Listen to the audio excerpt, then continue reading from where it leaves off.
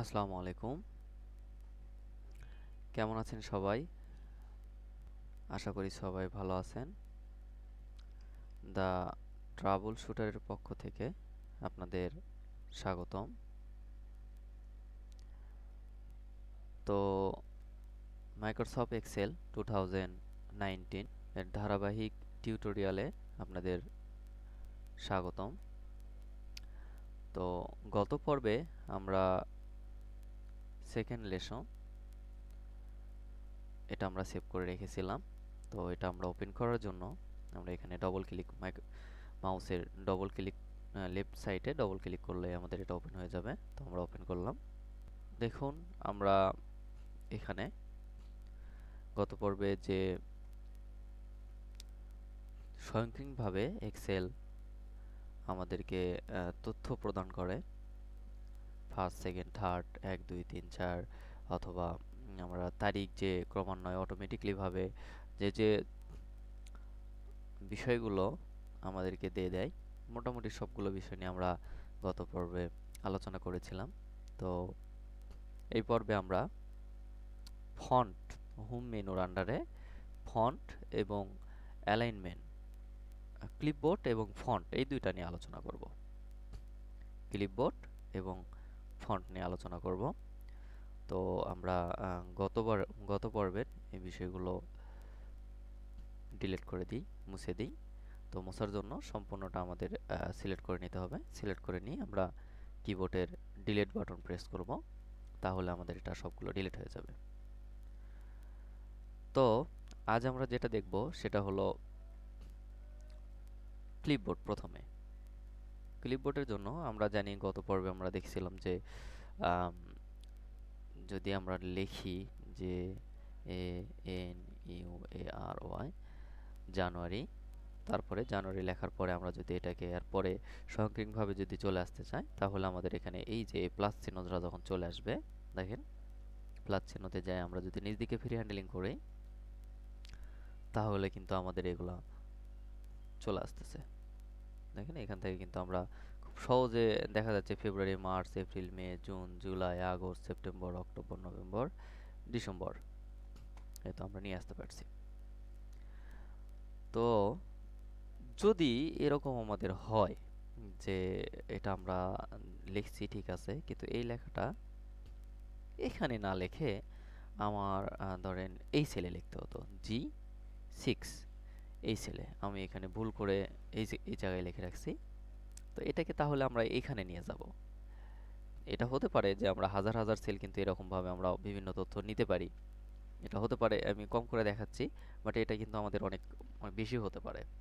তো যদি আমাদের কখনো মনে হয় যে এটা তো আমাদের এখানে লেখা থেকে এখান থেকে শুরু করার কথা ছিল, তাহলে আমরা এটা করব, সম্পূর্ণটা আগে সিলেক্ট করে নেব। সম্পূর্ণটা সিলেক্টটা করার জন্য অবশ্যই মাঝ বরাবর থেকে আমরা চেষ্টা করব ধরার। মাঝ বরাবর এখানে এরকম চিহ্ন আসলে কিন্তু এটাই চলে যাবে। তো এখানে ধরবো, ধরে আমরা সম্পূর্ণটা সিলেক্ট করে নিলাম। সিলেক্ট করে নেওয়ার পরে আমরা এই যে এখানে হোম মেনুর ক্লিপবোর্ডের ভিতরে প্রথমে আছে কাট। এটা কাট মানে হলো সরান। এটার একটা শর্টকাট আমাদের কিন্তু এখানে দেখাচ্ছে কন্ট্রোল এক্স। তো এখানে যদি আমরা কাট করি, দেখেন এটা আমাদের কিন্তু সিলেক্ট হয়ে গেছে। দেখা যাচ্ছে সিলেক্ট হয়ে গেছে। চতুর্দিক দিয়ে একটা বর্ডারের মতো দেখা যাচ্ছে, সচল আছে। তো এটাকে আমরা নিয়ে যাব কোথায়? কাট করছি আমরা। কাট করার পর আমরা এখানে নিয়ে যাব। এখানে যেয়ে আমরা যদি এই পেস্ট অপশনে ক্লিক করি, তাহলে কিন্তু আমাদের এখানে চলে আসবে। এটার একটা শর্টকাট হলো কন্ট্রোল ভি। এছাড়াও আমরা আরেকটা উপায় করতে পারি, এই ঘরে চাপ দেওয়ার পরে রাইট সাইড, মাউসের রাইট সাইড বা রাইট বাটনে যদি আমরা ক্লিক করি, তাহলে এখানে আমাদের কিন্তু পেস্ট নামে একটা অপশন কিন্তু আমাদের এখানে আছে। তো আমরা এখানে যদি পেস্ট করে দিই, দেখেন এখানে দেখা যাচ্ছে, করিনি, দেখা যাচ্ছে এটি কিন্তু এরকম চলে আসবে। তো আমি যেটা করতে চাই সেটা হলো আমি এখানে গেলাম, যাওয়ার পরে এখান থেকে পেস্ট অপশনে এখানে ক্লিক দেব। এখানে ক্লিক দিলাম, দেখেন এখানে কিন্তু আমাদের যে লেখাগুলো ছিল, এগুলো কিন্তু এখন আমাদের এখানে চলে আসছে। এখানে আমরা নিয়ে আসছি, হুবহু ওইভাবে নিয়ে আসছি। তো এটা হলো কাট এবং পেস্ট। আরেকটা উপায় হতে পারে যে আমি চাচ্ছি এটা এখানেই থাকবে, এটাকে আমি আরেক জায়গাতেও চাই। এখানে আমি তো রাখছি, কিন্তু আমি আরেক জায়গাতে এখানেও চাচ্ছি যে এখানেও এটা হুবহু এরকম থাকবে। তাহলে এটাকে আমরা কপি বলবো। তো আমি সম্পূর্ণটা সিলেক্ট করে নিলাম, আবার সিলেক্ট করে নিয়ে আবার সেম কপি, এবার আমরা কাট না কপি করব, কারণ আমরা এখানেই থাকবে এটা। তো আমি কপি করলাম। কপি করার পরে আবার দেখেন সিলেক্ট হয়ে গেছে, এবং আমরা পেস্ট, একই, দুইটার কাজ একই, পেস্ট, কাট করলেও পেস্ট করতে হবে, কপি করলেও পেস্ট করতে হবে। এবং আমরা এখানে গেলাম, এখানে যে রাইট সাইডে ক্লিক করে কিন্তু আমাদের এখানে পেস্ট আছে, এবং কাট কপিও কিন্তু আমরা এখান থেকে করতে পারি। তো আমি এখানে গেলাম, যাওয়ার পরে আমরা এখানে আবার যদি পেস্ট করি, এই লেখার উপরে না, এখানে পেস্ট, তাহলে কিন্তু আমাদের আহ, যে এখানে যে লেখাগুলো ছিল সেগুলো কিন্তু আমাদের এখানেও চলে আসছে। এভাবে আমরা যতবার ইচ্ছা ততবার আমরা কিন্তু পেস্ট করে নিয়ে আসতে পারি, আমরা যতবার ইচ্ছা এক লেখাকে আমরা যতবার ইচ্ছা ততবার আমরা এখানে পেস্ট করতে পারি। তো আমি ডিলিট করে দিলাম।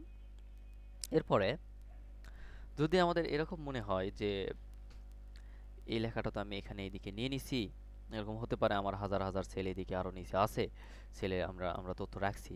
তো এরকম যদি হয় কখনো যে এই লেখাগুলো তো আমি এইদিকে চাই না, এটা ভুল করে লিখে লিখে রাখছি আমি, বা লিখছি, লেখার পরে আমাকে বলতেছে যে আপনি এই দিকে লেখেন, এই লেখাটা এই দিকে করতে হবে, তাহলে কিন্তু এটাকে আমরা খুব সহজে সিলেক্ট করে নিয়ে আমরা এখান থেকে যাব, প্রথমে কপি করে নেব। কপি সিলেক্ট করার পরে আমরা কপি নেব। আমরা কি করব, এই লেখাটাকে এই দিকে, এই লেখাটাকে আমরা এখন বর্তমান কলাম ভিত্তিতে আছে, এখন আমরা যেটা করতে চাই সেটা হলো রো ভিত্তিতে। তো আমি এটা সিলেক্ট করলাম, সিলেক্ট করার পরে কপি করছি, কপি করার পরে আমরা যাব যে কলাম থেকে আমরা শুরু করতে চাই, যে এই দিকে হবে, ধরেন আমি চাচ্ছি যে এখান থেকে শুরু হয়ে এই দিকে পেস্ট হবে। তো আমি ফার্স্ট কলামটা সিলেক্ট করে নিলাম, সিলেক্ট করে নেওয়ার পরে আমরা যাব হলো পেস্টেড, এই যে কম্বো বক্স দেখা যাচ্ছে ছোট, এখানে আমরা দেবো, যাওয়ার পরে পেস্ট স্পেশাল নামে একটা অপশন আছে, এখানে পেস্ট স্পেশালে গেলাম, যাওয়ার পরে এখানে আমাদের ট্রান্সপোর্টস, এই ট্রান্সপোর্টসে চাপ দিয়ে যদি আমরা এখানে ওকে করি, তাহলে কিন্তু দেখেন হুবহু আমাদের এই দিকের যে লেখাগুলো ছিল, এই লেখাগুলো কিন্তু আমাদের এই দিকে জানুয়ারি, ফেব্রুয়ারি, মার্চ, এপ্রিল এই দিকে কিন্তু চলে আসছে।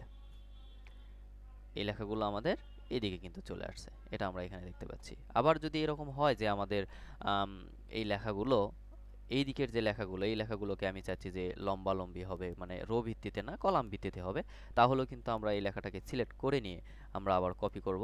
কপি করার পরে আমরা যদি এখানে চাপ দিই, এখানে চাপ দেওয়ার পরে আবার আমাদের এখানে আমরা একটা কাজ করতে পারি, পেস্ট স্পেশাল কিন্তু আমাদের এখানেও লেখা আছে, এখানে গেলেও কিন্তু আমরা এখান থেকে পেস্ট স্পেশাল একই রকমই। তো আমরা এখানে যাব, এখানে যাওয়ার পরে আমরা যাব হলো এখান থেকে পেস্ট স্পেশাল, এবং এখান থেকে আমরা ট্রান্সপোর্টসে যাই যদি ওকে করি, তাহলে কিন্তু এই দিকের যে লেখাগুলো ছিল, এই লেখাগুলো কিন্তু আমরা এবার কলাম ভিত্তিতে বা লম্বালম্বিভাবে কিন্তু আমরা পেস্ট করতে পারছি। তো এটা হলো আমাদের কাট, কপি, পেস্ট। এবং এখানে ফরম্যাট প্রিন্টার, এটা নিয়ে আমি একটু পরে কথা বলি, আগে আমরা এই ফন্ট নিয়ে কথা বলতে চাই। তা আমি আম, এগুলো একটু কিছু অংশ ডিলিট করে দিতে চাচ্ছি। ডিলিট করে দিই আমরা, সিলেক্ট ডিলিট, এটাকে আমরা ডিলিট করে দিই, ডিলিট। এবার আছে আমাদের ফন্ট। এরকম হতে পারে আম, আমি একটা অংশ সিলেক্ট করে নিতে চাই, এখান থেকে ধরুন আরেকবার আমরা লিখি যে NUARY, জানুয়ারি, এই লেখাটাকে আমরা সিলেক্ট করছি। সিলেক্ট করার পরে আমরা চাইছি এটার ফন্টটার যে স্টাইলটা আছে, এই স্টাইলটাকে একটু চেঞ্জ করব আমরা। তাহলে কিন্তু আমরা এখান থেকে এই যে ফন্ট মেনুর ভিতরে, হোম মেনুর ভিতরে ফন্ট, এখানে আমরা যাব। এখানে যাওয়ার পর দেখেন এখানে কালিবারি লেখা আছে। এবার এখান থেকে আমরা যদি নিচ দিকে যাই, তাহলে কিন্তু আমরা এখানে অসংখ্য ফন্ট দেখতে পারবো। এখানে অসংখ্য ফন্ট আছে, আমরা যে কোনোটা ইচ্ছা করলে আমাদের যেটা সব থেকে ভালো লাগবে, দৃষ্টিনন্দন যেটা হবে, এটা কিন্তু আমরা এখান থেকে নিতে পারি। তো আমি ধরেন এখান থেকে প্রথমে সবগুলো বড় হাতের, আমরা এখান থেকে যে কোনো একটা খুঁজে বের করি।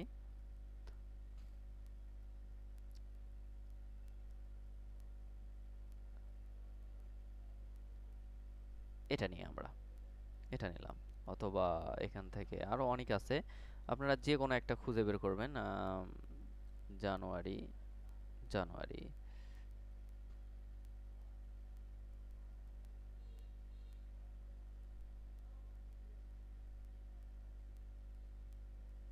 ধরেন আমি এটা নিলাম, এটা জানুয়ারি। এখানে আমাদের কিন্তু একটা স্টাইলের পরিবর্তন আছে, এটা আমরা নিলাম। নেওয়ার পরে আমরা এখান থেকে এটাকে চাচ্ছি আমরা একটু বোল্ড করব। বোল্ড করা হলো কি একটু মোটা করা, মানে যে লেখাটা আছে এটা বোল্ড মোটা করা। এটার একটা শর্টকাট আছে কন্ট্রোল B। দেখেন আমরা কিন্তু এখানে চাপ দিলে কিন্তু আমাদেরকে বলে দিচ্ছে যে এটা শর্টকাট কি। তো আমি বোল্ড করে দিলাম, একটু মোটা হলো। তারপরে আমরা যদি চাই যে এটাকে একটু বাঁকা করব, হেলে যাবে, তাহলে কিন্তু বাঁকা, ইটালিক, ইটালিক হয়ে গেছে।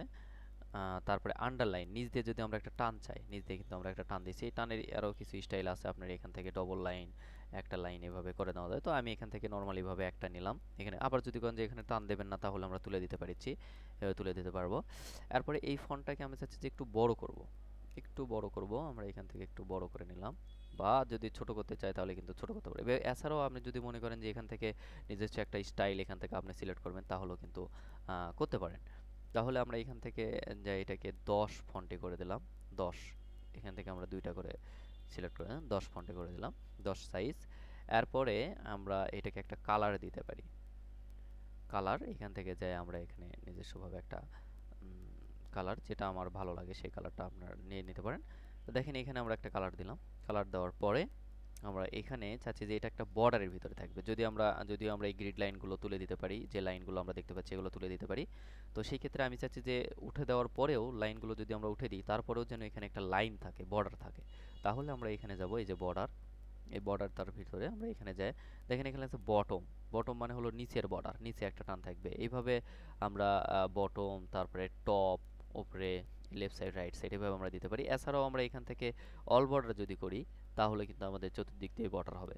এছাড়াও আমরা আরেকটা বর্ডার এখান থেকে করতে পারি, সেটা হলো এই যে আউটসাইড। যদি আমরা একটা ঘর নিচ্ছি, যদি আমরা অনেকগুলো ঘর নিই, তাহলে সবগুলো বর্ডারের জন্য আমরা অল বর্ডার ব্যবহার করবো, এবং এটা নিয়ে আমরা পরবর্তীতে আলোচনা করব।